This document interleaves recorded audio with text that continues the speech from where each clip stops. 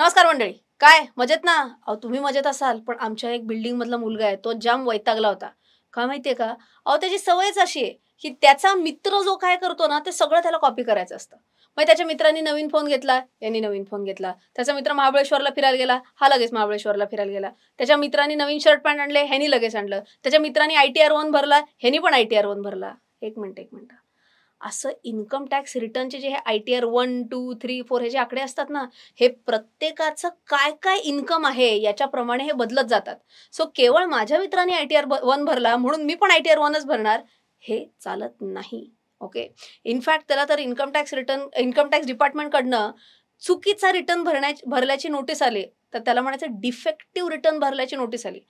आता याला तुम्हाला काहीतरी रिप्लाय तर द्यायला लागतो आणि तुम्ही जर रिप्लाय नाही दिला, तुम्ही जर ते नीट रेक्टिफाय नाही केलं, तर असं समजलं जातं, की तुम्ही इन्कम टॅक्स रिटर्न भरलाच नाही. सो आजचा व्हिडिओ का महत्त्वाचा आहे? कारण आपण ॲज इंडिव्हिज्युअल्स म्हणजे एक नॉर्मल व्यक्ती म्हणून मी कोणता इन्कम टॅक्स रिटर्न भरणं गरजेचं आहे, हे सगळं आज आपण बघणार आहोत. नुसतं एवढंच नाही बघणार, की कोणता इन्कम टॅक्स रिटर्न आपण भरायचा आहे, पण ॲक्चुअल स्वतः आपण आपलं इन्कम टॅक्स रिटर्न 10 मिनिटात खटाखट कसं भरू शकतो, हे सुद्धा आपण बघणार आहोत. सो व्हिडिओ शेवटपर्यंत बघायला विसरू नका. आता आपण थोडं फोकस करू आणि बघून घेऊयात, की कोणाला कोणता इन्कम टॅक्स रिटर्न भरायची गरज असते. मी आता म्हटल्याप्रमाणे इंडिव्हिज्युअल्सला 4 वेगळे इन्कम टॅक्स रिटर्न्स आहेत. Income tax return 1 ITR-1, ITR-2, ITR-3 किंवा ITR-4. त्यातला ITR-1 आणि 2 जो आहे ना, तो अशा लोकांसाठी की ज्यांना सॅलरी इन्कम आहे. थोडक्यात काय ते कुठेतरी नोकरी करतायत आणि त्यांना व्यवस्थित पगार मिळतोय. त्यांना आयदर ITR-1 किंवा ITR-2. 3 आणि 4 कोणासाठी? ज्यांचा स्वतःचा व्यवसाय आहे, बिझनेस इन्कम आहे, प्रोफेशनल इन्कम आहे, त्यांच्यासाठी आयदर 3 किंवा 4 येतो. 3 आणि 4 मध्ये एक छोटासा फरक सांगते. 4 कोणाला ॲप्लिकेबल होईल? ज्यांना प्रिझम्प्टिव्ह इन्कम आहे, ते 4 मध्ये जाणार. अदरवाईज नॉर्मल बिझनेस इन्कम असेल तर 3 मध्ये जाणार. इथपर्यंत ओके. म्हणजे तुम्हाला प्रिझम्प्टिव्ह इन्कम काय वगैरे माहीत नसेल तर इट्स ओके. जनरली बिझनेसवाले लोक असतील, त्यांचा स्वतःचा जनरली CA असतोच. ओके. आपण मेन फोकस करणार आहे ज्यांची नोकरी आहे, ज्यांना पगार मिळतोय, सॅलरीड इंडिव्हिज्युअल्स आहेत त्यांना काय? ITR-1 का ITR-2? मी मगाशी म्हटल्याप्रमाणे त्याने कॉपी केलं होतं ना त्याच्या मित्राचं आणि त्याला आली होती डिफेक्टिव्ह रिटर्नची नोटीस. तर का? ते मी तुम्हाला सांगणार आहे. सगळ्यात पहिल्यांदा ITR-1 कोणाला ॲप्लिकेबल आहे बघा. Resident individuals with salary or pension income of up to 50 lakhs. तुम्हाला जरी इथे इंग्रजीत दिसत असेल तरी मी सगळं तुम्हाला समजावून मराठीतच सांगणार आहे. ओके. सो ज्यांची सॅलरी, ज्यांचं उत्पन्न कशातनं, पगारातनं मिळालेलं उत्पन्न किंवा पेन्शन जर 50 लाखांच्या आत असेल, 50 लाखांपर्यंत असेल असं म्हणूयात, त्यांना ITR-1 भरायचं आहे. ज्यांना एकाच हाऊस प्रॉपर्टीमधनं, एकाच घरातनं इन्कम असेल काही, तर त्यांना इन्कम टॅक्स रिटर्न 1 भरायचं आहे. त्यांना जर एफ-डीजमधनं किंवा म्हणजे एफ-डीजमधनं व्याज मिळालं असेल किंवा डिव्हिडंड मिळालं असेल, तरीसुद्धा इन्कम टॅक्स रिटर्न 1च भरायचा आहे, ITR-1च भरायचा आहे. आणि आत्ता चौथा मुद्दा जो तुम्हाला स्क्रीनवर दिसतोय, तो नवीन मुद्दा ॲड झाला ITR-1 साठी. काय लिहिलंय इथे? LTCG under section 112A, income up to 1.25 lakhs having no brought forward or carry forward capital loss. थोडक्यात काय? एखाद्या व्यक्तीचं जर लाँग टर्म कॅपिटल गेन असेल आणि तो 1.25 लाखापर्यंतचा लाँग टर्म कॅपिटल गेन असेल, तर अशा व्यक्तीला इन्कम टॅक्स रिटर्न 1च भरायचा आहे. तुम्हाला कदाचित माहिती असेल की जर लाँग टर्म कॅपिटल गेन असेल 1.25 लाखापर्यंतचा, तर त्याच्यावर टॅक्स पडत नाही. पण त्याच्यात त्यांनी एक छोटीशी अट काय टाकलेली आहे ना, तुमचे ब्रॉट फॉरवर्ड लॉसेस पाहिजेत, म्हणजे मागच्या वर्षीचे लॉसेस तुम्ही यावर्षी काही करताय तसे नाही पाहिजेत, किंवा यावर्षी जे काही कॅपिटल लॉसेस आहेत जे तुम्ही कॅरी फॉरवर्ड करताय ते सुद्धा याच्यात चालणार नाहीत. ओके. जर तुम्ही ह्याच्यात या चारीमध्ये बसत असाल, लेट अस से आपण एक पटकन उदाहरण घेऊया छोटंसं, की एक आपला व्यक्ती आहे चंदू सारखा, की ज्याचं वार्षिक उत्पन्न लेट अस से 20 लाख आहे. ओके. त्याला काही त्याचं घर तसं स्वतःचं नाहीच आहे असं म्हणूयात, तो रेंटवर राहतोय मस्त, काही त्याला प्रॉब्लेम नाही. त्याला एफ-डीजमधनं व्याज मिळतंय, काही शेअर्समधनं डिव्हिडंड इन्कम मिळतंय आणि त्याचा या वर्षीचा लाँग टर्म कॅपिटल गेन ₹1,00,000 आहे. अशा वेळेला चंदूला ITR-1 भरायला लागेल. इथपर्यंत ओके. आता ITR-2 कधी भरायला लागतो सांगते. ITR-2 अशा लोकांना भरायला लागतो की ज्यांचं सॅलरीड इन्कम आहे किंवा पेन्शन इन्कम आहे, पण त्यांचं उत्पन्न, त्यांचा पगार 50 लाखांपेक्षा जास्ती आहे. ओके. तो एखाद्या कंपनीमध्ये लेट अस से डायरेक्टर आहे, तरीसुद्धा टिपिकली ITR-2 भरायला लागेल. एकपेक्षा जास्ती घर त्यांचं असेल, on more than 1 house property लिहिलं, एकपेक्षा जास्ती घर असेल त्यांचं, त्यांना कॅपिटल गेन्स आहेत, त्यांच्याकडे काही फॉरेन इन्कम किंवा ॲसेट्स आहेत. म्हणजे असे आपल्याकडे बरेच लोक असतात बघा, की जे इथं जॉब तर इथे करतायत, भारतात जॉब करतायत, पण ॲक्च्युअली ते अमेरिकेतल्या एखाद्या कंपनीच्या साठी काम करत असतात आणि मग त्यांना तिकडच्या कंपन्यांचे शेअर्स वगैरे मिळतात. तुमच्याकडे फॉरेन इन्कम, फॉरेन ॲसेट्स असतील तरी सुद्धा तुम्हाला ITR 2 भरायला लागेल. किंवा तुमच्याकडे ॲग्रीकल्चरल इन्कम आहे 5,000 पर्यंत तरी सुद्धा तुम्हाला ITR 2 भरायला लागेल. आता इथे मज्जा, बरेचसे लोक इकडे येऊ शकतात. Invested in unlisted equity shares. मगाशी ज्याला रिटर्नचं ते आलं होतं ना गंमत इन्कम टॅक्स डिपार्टमेंटकडनं, घेतले होते त्यांनी अनलिस्टेड शेअर घेतले होते. तुमच्यापैकी जर काही लोकांनी अनलिस्टेड शेअर जर घेतले असतील तर त्यांना इन्कम टॅक्स रिटर्न 2 भरायला लागतो, ITR 2 भरायला लागतो. ओके. अजूनही सांगते, ज्यांनी क्रिप्टोमध्ये वगैरे घेतले असेल त्याला VDS म्हणतात, व्हर्च्युअल डिजिटल ॲसेट. क्रिप्टोमध्ये जर गुंतवणूक केली असेल तरी सुद्धा ITR 2च भरायला लागणार.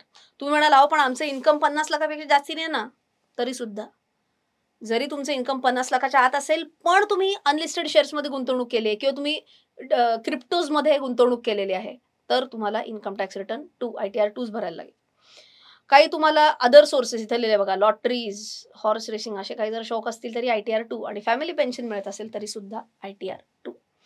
3 आणि 4 कधी भरायचे हे मगाशी सांगितले, बिझनेस इन्कमशी रिलेटेड आहेत. सो आय होप तुम्हाला कोणता रिटर्न भरायचा हे व्यवस्थित कळालेलं आहे. अजून एक छोटासा मुद्दा सांगते की जेव्हा तुम्ही इन्कम टॅक्स रिटर्न भरायला बसणार आहात तर तुमच्याकडे 2-3 गोष्टी अगदी तयार पाहिजेत. एक, तुमचा फॉर्म 16 पाहिजे. तो तुम्हाला कोण देतं? तुमचा एम्प्लॉयरच देतो. ओके. सो फॉर्म 16 रेडी ठेवा. दुसरी गोष्ट, तुम्हाला या वार्षिक म्हणजे या एका वर्षात या फायनान्शियल इयरमध्ये नक्की काय काय उत्पन्न मिळालेलं आहे त्याची एक यादी तुमच्याकडे ठेवा की मला पगारातनं एवढा पैसा मिळाला, मला FDचं व्याज एवढं मिळालेलं आहे, मला शेअर्समधून एवढं डिव्हिडंड मिळाले, असं तुमच्याकडे तुम्ही स्वतः तयार केलेली एक यादी ठेवा. आणि एक महत्त्वाचं डॉक्युमेंट AIS ज्याला म्हणतात, ॲन्युअल इन्फॉर्मेशन स्टेटमेंट. आता तुम्ही म्हणाल हे सगळं मिळवायचं कुठनं? फॉर्म 16 तर एम्प्लॉयरच देणार आहे. List of sources of income तुम्ही तुमचं बनवायचं आहे आणि AIS कुठून डाउनलोड करायचा आणि इन्कम टॅक्स रिटर्न नक्की कसा भरायचा हे बघून घेणार आहोत पुढच्या भागात.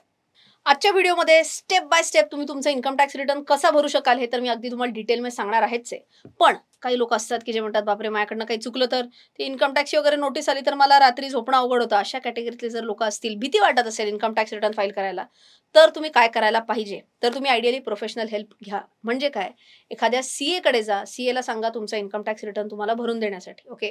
तुमच्या ओळखीत कोणी CA असेल तर उत्तमच. पण जर कोणी ओळखीत CA नसेल आणि तुम्हाला जर असं हवं असेल की मी तुम्हाला एखाद्या CAशी तुमची भेट घालून द्यावी की जे तुम्हाला मदत करतील तुमचा इन्कम टॅक्स रिटर्न भरायला, तर मी सोपी गोष्ट आता काय करणार आहे की या व्हिडिओच्या डिस्क्रिप्शनमध्ये आणि पिन कॉमेंटमध्ये एक गुगल फॉर्म लिंक देणार आहे, ज्याच्यात तुमची अगदी बेसिक इन्फॉर्मेशन, तुमचं नाव, email ID, phone number, okay, अशी अगदी मोजके बेसिक इन्फॉर्मेशन तुमच्याकडनं मागितलेली असेल, ती तुम्ही जर भरून दिली तर आमच्या ओळखीतले जे CAs आहेत त्यांना मी तुम्हाला कॉन्टॅक्ट करायला सांगेन आणि मग तुम्हाला जर ते योग्य वाटलं तर तुम्ही त्यांच्याकडनं तुमचं इन्कम टॅक्स रिटर्न भरून घेऊ शकाल. आता एकदम सोप्या पद्धतीत AIS डाउनलोड कसा करायचा आहे मी तुम्हाला सांगणार आहे आणि याच्यासाठी मी आलेली आहे. फक्त गुगलवरती इन्कम टॅक्स इंडिया एवढं टाईप केलेलं आहे, www.incometax.gov.in. हे दिसतंय तुम्हाला, इथं मी क्लिक करणार आणि मग म्हणणार log in. Okay. Log in केल्यावरती तुम्हाला तुमचं पॅन आणि तुमचं पासवर्ड एवढ्या 2 गोष्टी टाकायच्या आहेत.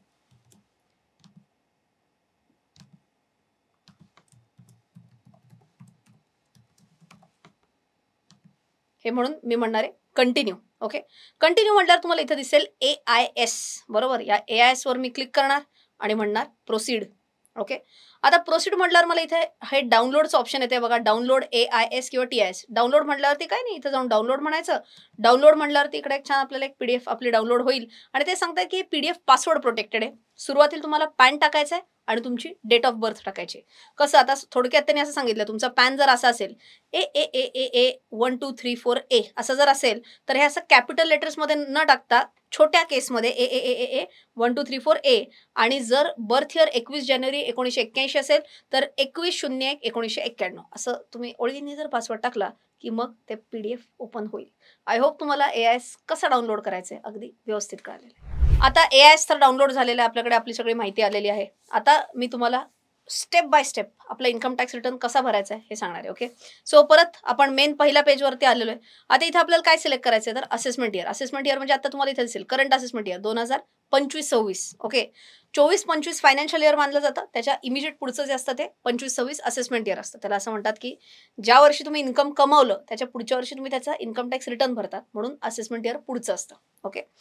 आता इथे ऑनलाईन मी सिलेक्ट केलं. सो तुम्ही जेव्हा यावर्षीचा 24-25चा जेव्हा रिटर्न भरताय तेव्हा 25-26च सिलेक्ट करायचं आहे तुम्हाला असेसमेंट इयर. ऑनलाईन म्हणायचं आहे आणि म्हणायचं आहे कंटिन्यू. ओके. आता मी म्हणणार स्टार्ट न्यू फायलिंग. नवीन फायलिंग आम्हाला सुरू करायचं आहे. इंडिव्हिज्युअल का HUF का अदर्स, आपण आता इंडिव्हिज्युअलच शिकतोय म्हणून इंडिव्हिज्युअल मी सिलेक्ट करून कंटिन्यू म्हणलेली. विच ITR फॉर्म, आता आपल्या माहितीप्रमाणे आपला ITR 1च आहे, बरोबर. ITR 1 म्हणायचं आणि मी म्हणणार प्रोसीड विथ ITR. तर तो काय म्हणतो, please note new tax regime is default regime. तुम्हाला माहिती असेल old tax regime, new tax regime. ते म्हणतात डिफॉल्ट, बाय डिफॉल्ट कुठला आहे, न्यू टॅक्स रेजिमच आहे. तुम्हाला जर ओल्ड हवा असेल तर तुम्हाला ते वेगळ्याने चूज करायला लागेल, नाहीतर तुम्ही न्यू टॅक्स रेजिममध्येच आहात. आणि न्यू टॅक्स रेजिममध्ये HRA, LTA, deductions under section 80C, 80D हे काहीही तुम्हाला मिळणार नाहीत. पण न्यू टॅक्स रेजिममध्येच तुम्हाला टॅक्स फ्री लिमिट मजबूत आहे, तुम्हाला 7 लाख सगळं माहिती असेल, बरोबर. आता ते काय म्हणतात, तुमचा जो हा ITR 1 आहे ना, हा 3 सोप्या स्टेप्समध्ये येणार आहे. सगळ्यात पहिली स्टेप काय, व्हॅलिडेट युअर रिटर्न्स ब्रेकअप. या पहिल्या मुद्द्यात 5 पॉईंट्स असणार आहेत. मग आपण कन्फर्म करायचं एकदा सगळ्या गोष्टी आणि मग व्हेरीफाय आणि सबमिट करायचे. ओके, आता मी म्हणणार चला लेट्स गेट स्टार्टेड. का भरताय तुम्ही इन्कम टॅक्स, सगळ्यात पहिल्यांदा ते विचारतायत. Are you filing the income tax return for any of the following reason. Tax income is more than basic exemption limit. माझं इन्कम असं आपण पकडूयात घटकावर 20 लाख आहे. 20 लाख आहे, टॅक्सेबल इन्कमपेक्षा जास्ती आहे म्हणून मी इन्कम टॅक्स रिटर्न भरते. काही केसेसमध्ये असं असू शकतं, बेसिक एक्झम्पशनच्या खालती इन्कम टॅक्स रिटर्न आहे, पण तरी सुद्धा इन्कम टॅक्स रिटर्न भरणं गरजेचं असतं.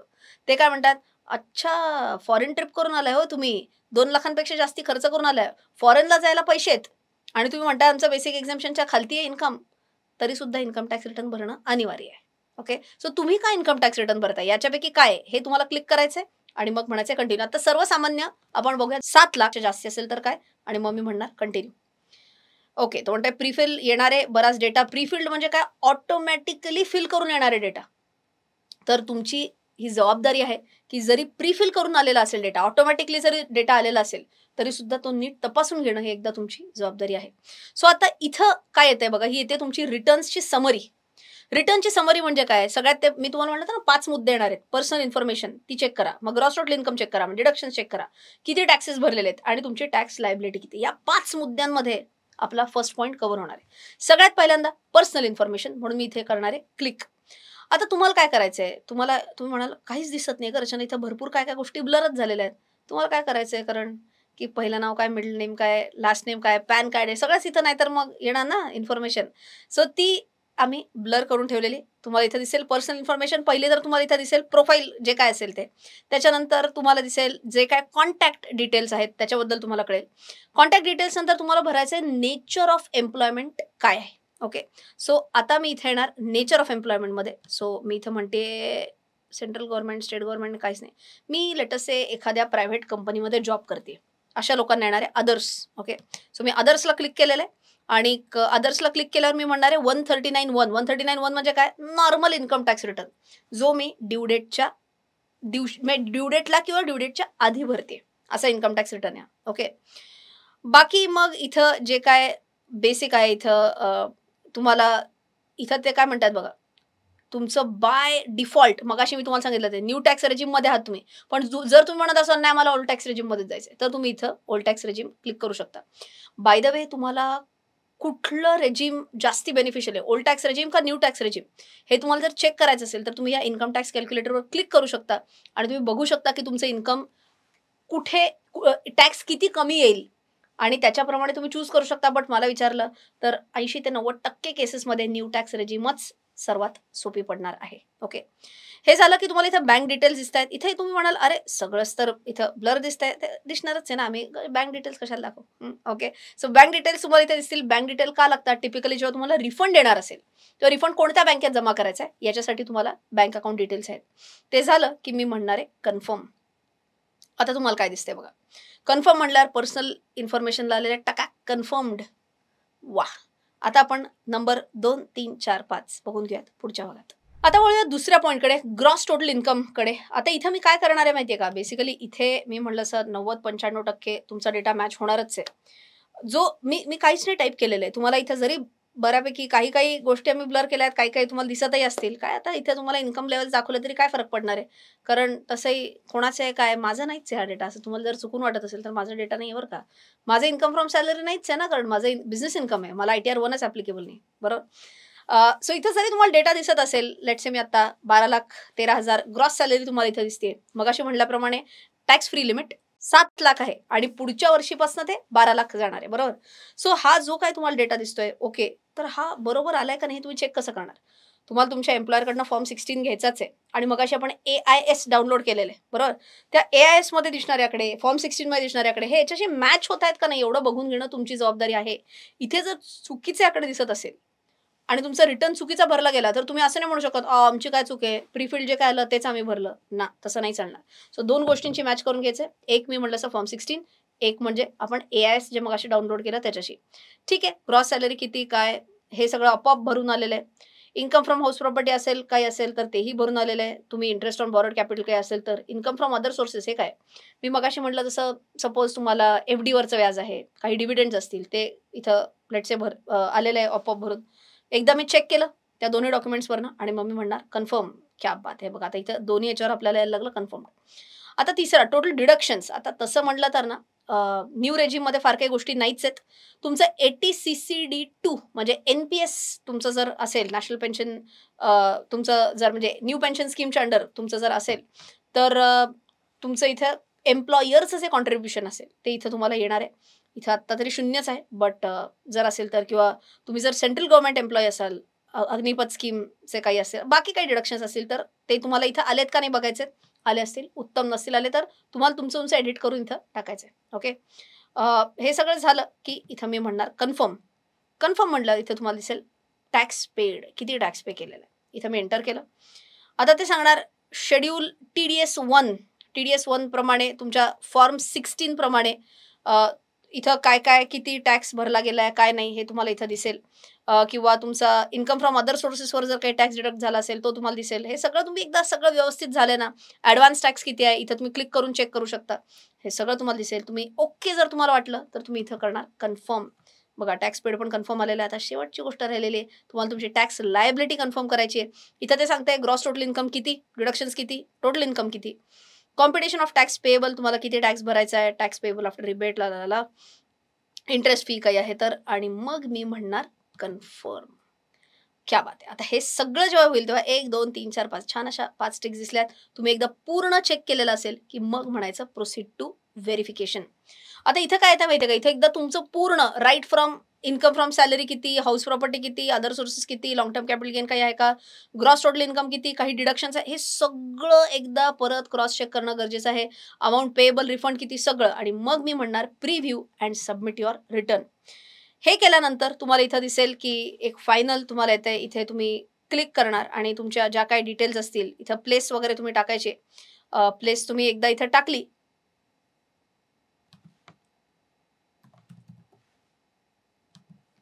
की मग तुम्हाला इथं म्हणायचं आहे प्रोसीड टू व्हॅलिडेशन. तुम्ही इथं क्लिक केलं प्रोसीड टू व्हॅलिडेशन की मग ते तुम्हाला डाउनलोड जेसन म्हणून एक असतं. ठीक आहे, आपण इथं डाउनलोड जेसन सुद्धा म्हणू शकतो. ते झालं की ते तुम्हाला ओहो काही जर डिफेक्ट असेल तर ते सुद्धा ते तुम्हाला सांगतंय. Okay, category of defect A, you will not be allowed to upload the return, kindly correct the below error. So थोडक्यात काय, जर काही आपल्याकडनं चुका घडल्या असतील तर ते सुद्धा तुम्हाला इथे सांगतील. इथे आपण चेक करू शकतो काय आपल्या चुका घडलेल्या आहेत त्या. इथे काहीतरी राहिलेलं आहे आपल्याला, काही नको इकडचं, हे मी डिलीट म्हणून टाकते. अजून काही राहिलंय का, चला हे पण डिलीट. ओके, मी सगळे एरर्स ज्या काय आहेत त्या ओके करून टाकलेल्या आहेत. इथं कन्फर्म म्हणलेलं आहे, परत प्रोसीड टू व्हॅलिडेशन म्हणलेले आहे, एकदा परत चेक केलेलं आहे, preview and submit your return म्हणलेले आहे. त्याच्यानंतर इथं आय चेक करून प्लेस टाकलंय आणि प्रोसीड टू व्हॅलिडेशन म्हणलंय. व्हॅलिडेशन सक्सेसफुल, क्या बात आहे. ओके, आता मग मी इथं परत एकदा प्रिव्ह्यू म्हणणार. एकदा प्रिव्ह्यू करून तुम्हाला ते डाउनलोड प्रिव्ह्यू म्हणू शकतं. आणि हे सगळं झालं की परत प्रोसीड टू व्हॅलिडेशन. ते झालं की मग तुम्हाला फायनल तुमच्या स्टेप्स केल्या की तुमचा income tax return done. Click केल्यावर आलेलो आपण शेवटच्या स्लाइडकडे. इथे ते कम्प्लीट युअर व्हेरिफिकेशन. इथं 3 तुम्हाला पॉईंट्स आहेत. इथं रेकमेंडेड काय दिले बघा, ई व्हेरीफाय नाव, आत्ताच्या आत्ता व्हेरीफाय करून टाका. आता जर मी इथं कंटिन्यूवर क्लिक केलं ना तर तुमचा जो कुठला आधार लिंक्ड जो मोबाईल नंबर असेल त्याच्यावरती एक OTP येईल. तो OTP तुम्हाला इकडे टाकायचा आहे. OTP टाकला की विषय संपला, तुमचं इन्कम टॅक्स रिटर्न फाईल झालं. तुम्ही म्हणाल रचना 10 मिनिटात तू सांगणार होतीस, जास्ती वेळ लागला. अहो मी काही काही गोष्टी एक्सप्लेन केल्या ना, तुम्ही ऍक्च्युअल जर बसला करायला तर फास्ट होईल. ऑफकोर्स तुम्हाला चेक करण्याच्या नादात जास्ती वेळ लागू शकतो, लागू देत, काही हरकत नाहीये. दुसरी गोष्ट असू शकते की तुम्ही ई व्हेरीफाय लेटर सुद्धा म्हणू शकता, बट तुम्हाला हे 30 दिवसाच्या आत तुम्हाला हेच सगळं करायला लागतं. कशाला असं काहीतरी करत बसताय. किंवा व्हेरीफाय व्हाया ITR 5 जर तुम्ही म्हणला तर ITR आहे जे काय असतं त्याच्यात ITR विमा, थोडक्यात तुम्ही फिजिकली ते बाय पोस्ट पाठवणार तिकडे, बँगलोरच्या इकडे. बँगलोरला असणार आहे? हां. सो तिकडे तुम्हाला पाठवायला लागतं ते ITR-5. कशाला फिजिकली वगैरे पाठवत बसता? त्याच्यापेक्षा ई-व्हेरिफाय नाव म्हणून मोबाईल नंबरवरती OTP येईल, विषय संपतो. ओके. हे सगळ्यात सोपं म्हणजे तुमचा ITR फाईल झाला. तुम्ही जर हे व्हेरिफाय लेटर केलं किंवा ITR-5 जर तुम्ही ऑप्ट केला आणि तुम्ही विसरला ते करायला, तर एवढे सगळे कष्ट पाण्यात, कारण तुमचा इन्कम टॅक्स रिटर्न भरलाच नाही, असं गृहीत धरलं जाणार. ओके. अजून एक गोष्ट सांगायची म्हणजे आत्ता जे मी तुम्हाला एक्झाम्पल दिलंय, आत्ता जे अख्खं उदाहरण दाखवलं ते इन्कम टॅक्स रिफंडवाला उदाहरण होतं. इन्कम टॅक्स पेएबल जर असेल, तर एका स्टेपमध्ये जिकडे रिफंड दिसत होता, तिथे तुम्हाला इन्कम टॅक्स पेएबल दिसेल. तिथे तुम्ही नेट बँकिंग म्हणा, क्रेडिट कार्ड म्हणा, व्हॉटएव्हर जे तुम्हाला सुटेबल असेल, UPIच्या थ्रू म्हणा, त्याच्या थ्रू तुम्हाला आधी टॅक्स भरायला लागेल आणि टॅक्स भरल्यानंतर तुम्ही तुमची ही इन्कम टॅक्स रिटर्न भरायची प्रोसेस पूर्ण करू शकाल. आय होप आजचा व्हिडिओ तुम्हाला खूप आवडला असेल. जास्तीत जास्त जणांपर्यंत हा व्हिडिओ शेअर करा, कारण त्यांना सुद्धा हा इन्कम टॅक्स रिटर्न कसा भरायचा हे सोप्या मराठी भाषेतनं कळू शकेल. आणि एक व्हिडिओ आवडला असेल तर ते लाईक बटन हाणायला विसरायचं नाहीच आहे. भेटूया पुढच्या व्हिडिओमध्ये. तोपर्यंत नमस्कार. तुम्ही अनेक सोशल मीडिया प्लॅटफॉर्म्सवर अशा जाहिराती बघितल्या असतील. प्लीज नोट करा, हे सर्व फ्रॉडस्टर्स आहेत आणि तुम्हाला कायम हे स्टॉक टिप्स आणि खूप जास्ती रिटर्न्स प्रॉमिस करतील. मी कोणतेही कॉल्स देत नाही, मी कोणतीही ॲडवायझरी सर्व्हिस पण देत नाही. मी फक्त आणि फक्त ज्ञान देते.